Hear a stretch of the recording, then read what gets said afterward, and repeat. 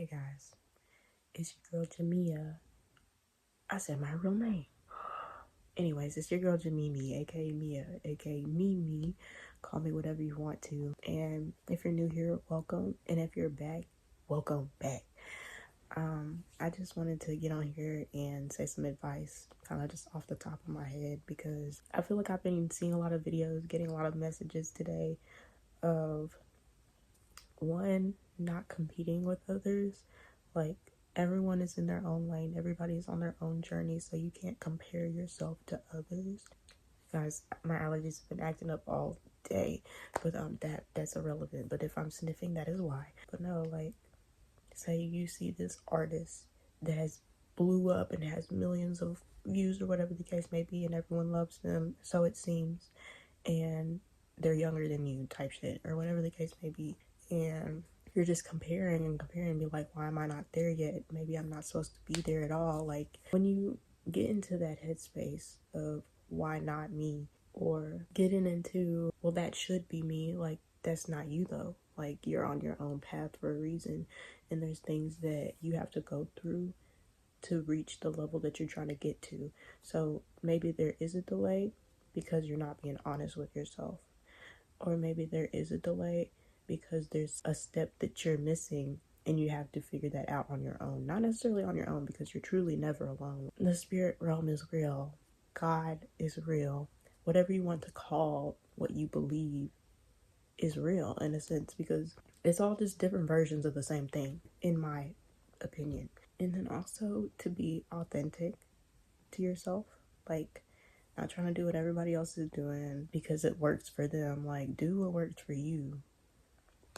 You know, don't be trying to follow the same path that you've seen thousands of people walk down to the point where you can see their shoe marks on the path. Like, create your own.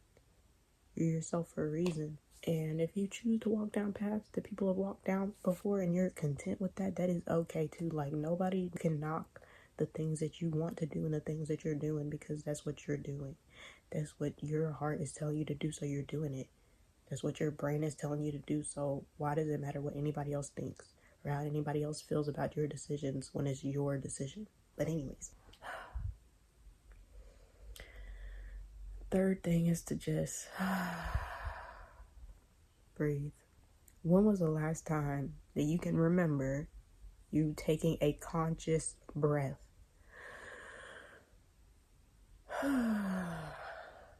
It kind of gives your brain a little reset. So literally don't forget to breathe. Like, yes, we're subconsciously doing it. We do it every day. But, like, taking the time to just stop, pause, and breathe really does do something to your brain, really does do something to your body. So, do I know all those things? No. I don't know what it all does, but I know that it makes me calmer. I know that it kind of just makes me feel more relaxed, and that it's essential, because that's part of what meditating is, as well as breath work. It's being able to sit down and pause and just let the thoughts come and go. Like, just because you're meditating, that doesn't mean that nothing's going through your head. And that is something that I had to learn. So I feel like counting my breaths helps me stay more in the meditative space. It just, whatever works for you, you know. If you like to listen to guided meditations of people talking you through it, telling you visuals, whatever the case may be, like, just try different things, because it's there for a reason. And if you're gravitating towards it, even though you might not be like doing it every day, but it kind of clicks in the back of your mind, like, oh, that was something I was trying to do. It's there for a reason. So just something to think about.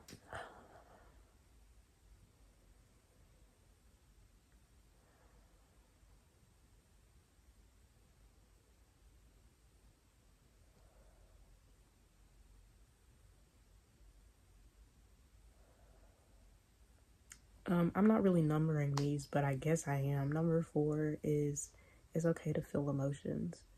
You don't have to run from your emotions. Like, again, be honest with yourself. If you notice that you're running away from sadness, journal. Be like, why do these things make me sad? Why does this trigger me into a depressive state? Like, really analyze yourself, because that's the only way that you're going to figure yourself out. That's the only way that you're going to know what next step that you potentially want to take. Or say that you're running away from being angry. What makes you angry? Because it's making you angry for a reason. And if you're just ignoring it, you're doing yourself a disservice by not taking your emotions and feelings into account, because that's telling yourself that your feelings are invalid. So it's really important that you listen to yourself, that you listen to your body, and that you analyze it. Like being your own doctor in a sense. Like self-diagnosis is not always the best thing, because sometimes you do need a professional to do those things. But as for your feelings, everyone should be able to identify the basics. Like, oh, this makes me happy, this makes me sad, this makes me mad. Like those three basics right there. And then you dive deeper, whether that be you get a dictionary and Google and search up different emotions in this wheel, whether that be the happy wheel, the sad wheel, the angry wheel, or download an app that monitors your emotions. Like I have this app. I don't use it often, but sometimes I would like to go back and be like, that's how I was feeling a year ago, and look where I am now, kind of thing. I think it's called How We Feel, or How I Feel. It's like 4 different bubbles. Is highly pleasant, highly unpleasant, low pleasant, low unpleasant. And it just has like so many different descriptions of the feeling, and then a smaller description of what it means. That's been so helpful in helping me identify what I feel in some moments where I'm just like, I don't know what I'm feeling, and it's just like really rattling me. It's giving me a bunch of,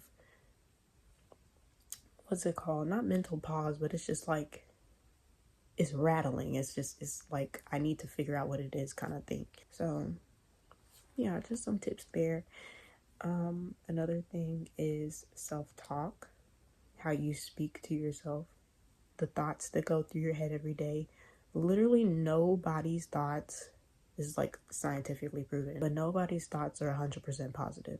So you have to figure out what that 20% or maybe 40% of negativity, where does it stem from? Is it things that people have told you all your life?